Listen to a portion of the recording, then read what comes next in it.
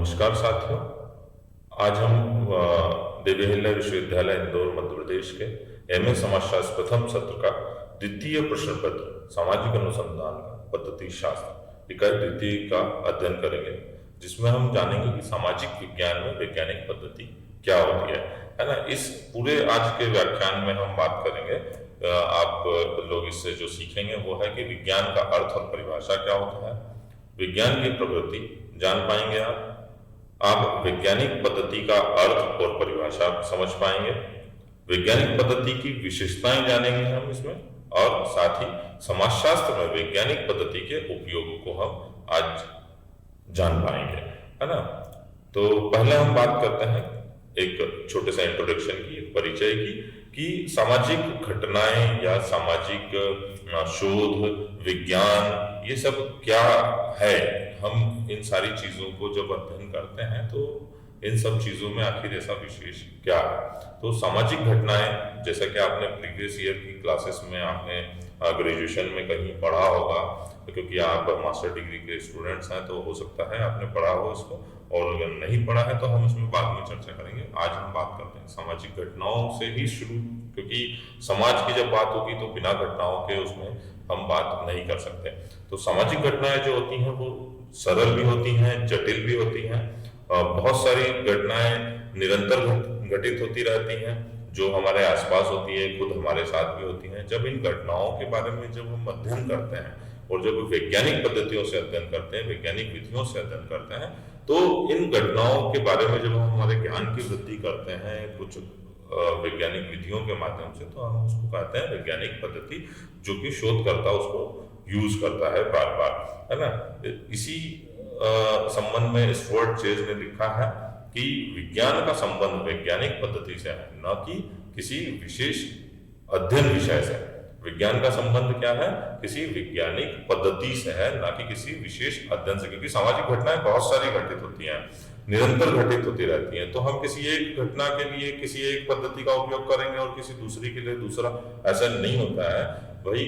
उसके अंदर हमें, हाँ, ये हो सकता है कि उसकी प्रकृति या उसके प्रकार अलग अलग हो सकते हैं वैज्ञानिक पद्धति के, पर वैज्ञानिक पद्धति जो है वो वैज्ञानिक पद्धति ही है, क्योंकि उसमें एक व्यवस्थित ज्ञान के संकलन की हम बात करते हैं, है ना। तो सबसे पहले हम बात कर लें कि विज्ञान क्या होता है, विज्ञान के बारे में हम थोड़ा जान लें, उसके बाद फिर हम आगे बढ़ेंगे। तो सबसे पहले विज्ञान का अर्थ।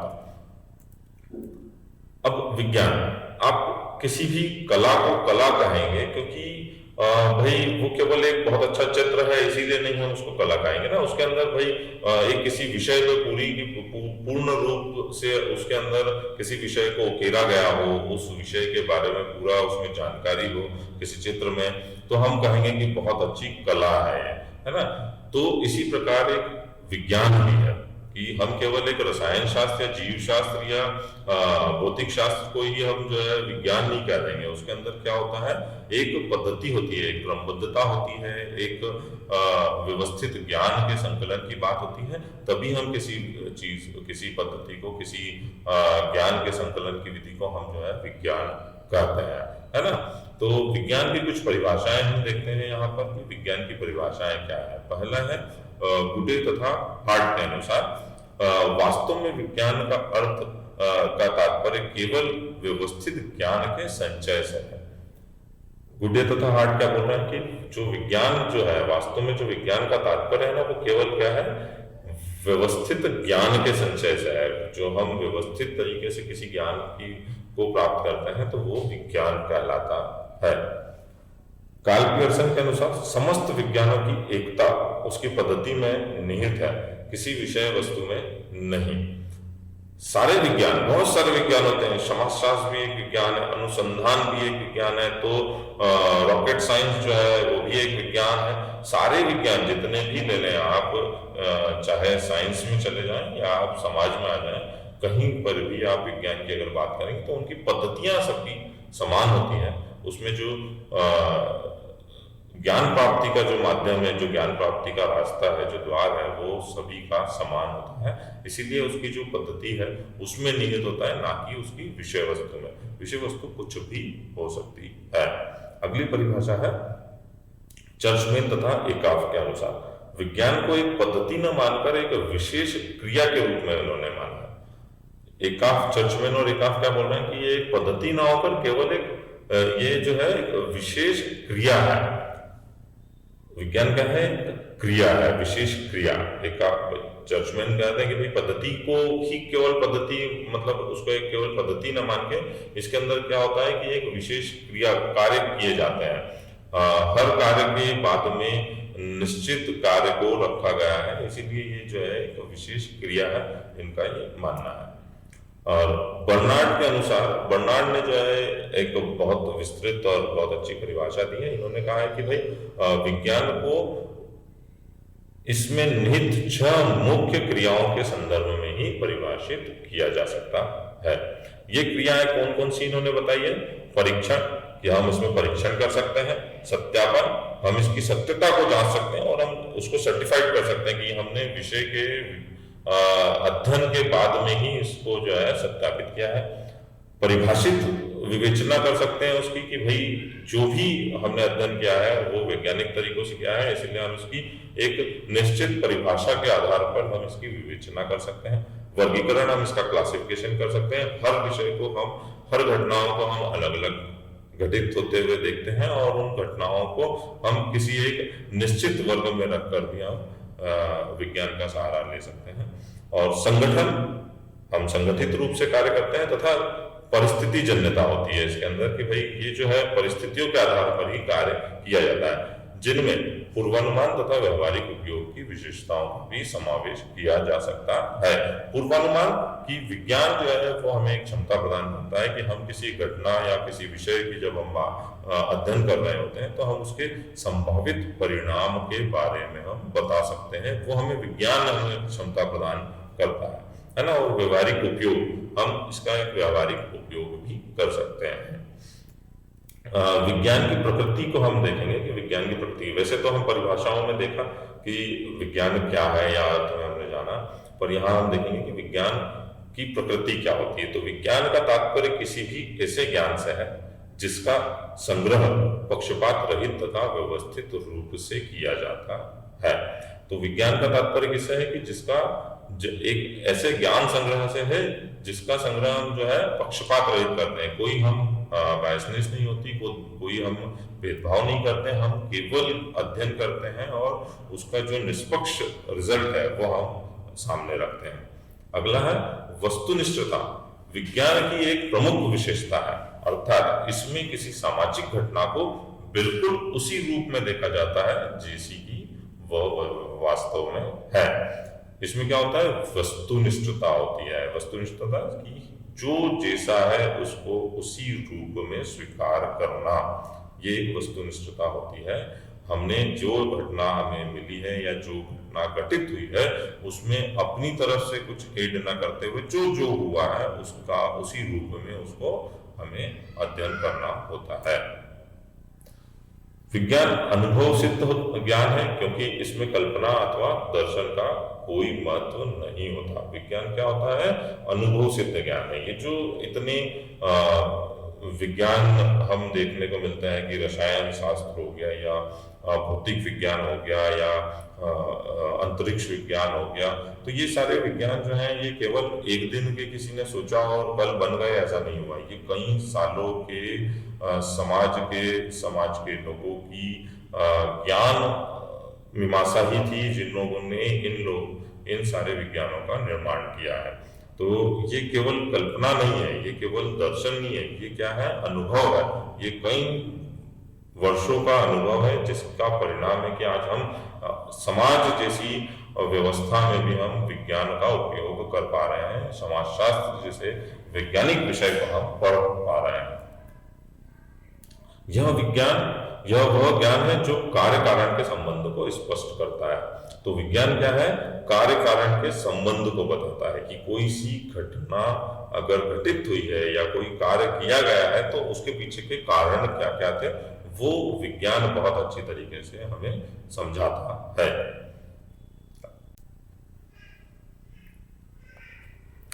वैज्ञानिक प्रकृति को जो हम आगे कंटिन्यू करेंगे, अभी इसमें 2 पॉइंट और हैं। विज्ञान तार्किक होता है, क्योंकि इसके अंतर्गत विभिन्न तथ्यों के बीच न केवल तार्किक संबंध स्पष्ट किया जाता है, बल्कि यह ज्ञान स्वयं इस प्रकार का होता है कि उसे तर्क के द्वारा समझा जा सकता है।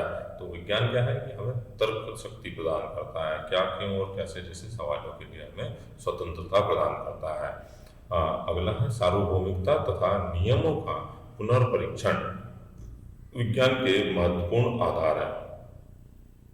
यदि किसी नियम का पुनर्परीक्षण करना संभव न हो तो उसे वैज्ञानिक नियम नहीं कहा जा सकता है।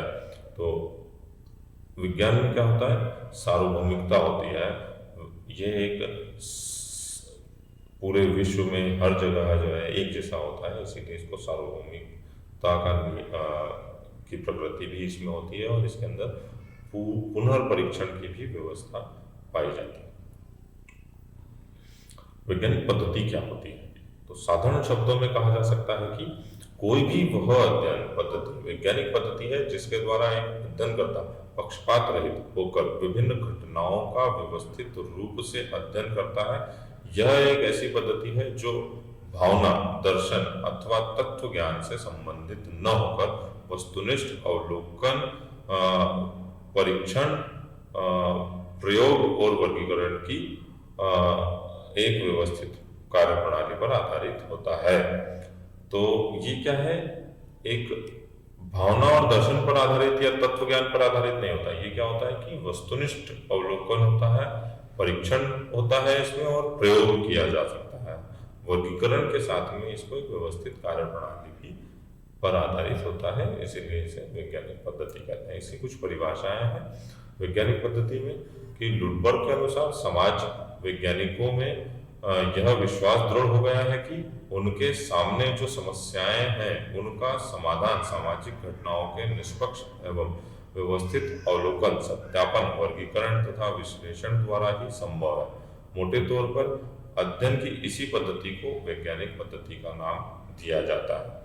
तो सामाजिक घटनाओं के निष्पक्ष एवं व्यवस्थित अवलोकन, सत्यापन, वर्गीकरण तथा विश्लेषण द्वारा ही जो एक परिणाम प्राप्त होता है वो वैज्ञानिक पद्धति कहलाती है लुडबर्ग के अनुसार। फिर वुल्फ के अनुसार है विस्तृत अर्थों में कोई भी अनुसंधान विधि जिसके द्वारा विज्ञान का निर्माण और विस्तार होता है वैज्ञानिक पद्धति कहलाती है। तो विज्ञान का निर्माण और विस्तार होता हो वो एक अनुसंधान विधि जो है वैज्ञानिक पद्धति कहलाती है। वैज्ञानिक पद्धति की विशेषताएं, प्रमाणिकता या सत्यापनशीलता होती है। तो वैज्ञानिक पद्धति में क्या होता है कि प्रमाणिकता होती है। जो हम शोध करते हैं, जो अध्ययन हम करते हैं, उसके बाद जो हम परिणाम प्राप्त करते हैं, उन शोध और अध्ययनों के परिणामों को हम प्रमाणित कर सकते हैं, उनको सत्यापित कर सकते हैं कि हमने जो ये अध्ययन किया है ये एक व्यवस्थित प्रणाली के माध्यम से, एक व्यवस्थित विधि के माध्यम से ही किया है। तार्किकता होती है, ये हमें तर्क करने की क्षमता प्रदान करता है, क्या, क्यों और कैसे जैसे सवालों के लिए हमें जो है स्वतंत्रता प्रदान करता है। निश्चितता होती है, वस्तुनिष्ठता होती है, जो जैसी घटना है उसको उसी रूप में स्वीकार करना, ये वैज्ञानिक पद्धति की मुख्य विशेषता है। कार्य कारण संबंध पर आधारित होता है कि क्या है, कैसे हुआ है और उसके क्या कारण थे। सामान्यीकरण होता है, एक जनरलाइजेशन होता है इसके अंदर।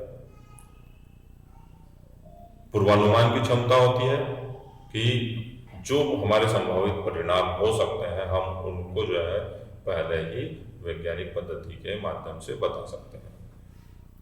सिद्धांतीकरण होता है, हम वैज्ञानिक पद्धतियों के माध्यम से जब कई बार लगातार किसी विषय पे अध्ययन करते हैं तो उसमें सिद्धांतों का निर्माण होता है।